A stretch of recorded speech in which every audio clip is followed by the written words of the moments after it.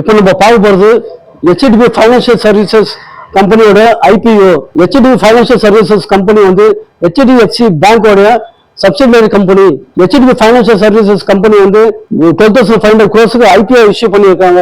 என்எஸ்சில BSc list ஆகிறதுக்கு முன்னாடி IPO issue பண்ணியிருக்காங்க. ஐபிஓ வந்து ப்ரீ ஐபிஓ பிரைஸ் பேண்ட் வந்து ₹700 and ₹750. இந்த ஐபிஓ வந்து ஹெச்டிஎஃப்சி பேங்க் வந்து பழைய ஷேர் ஹோல்டர்ஸ் வந்து ப்ரையாரிட்டி கொடுப்போம் சொல்லியிருக்காங்க.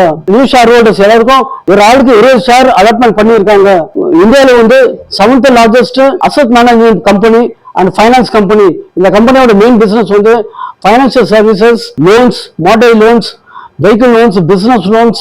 ஹெச்டிபி ஃபைனான்சியல் சர்வீசஸ் பேங்க் வந்து 20th அன்னைக்கு வந்து என்எஸ்சில பிஎஸ்சிலும் வந்து லிஸ்ட் ஆகிருக்காங்க. என்எஸ்சில வந்து 20th அன்னைக்கு லிஸ்டிங் செரமனியும் பில்லிங் செரமனியும் நடந்திருக்கு. ஹெச்டிபி ஃபைனான்சியல் சர்வீசஸ் பேங்கோடைய ஷேர் பிரைஸ் வந்து 2250.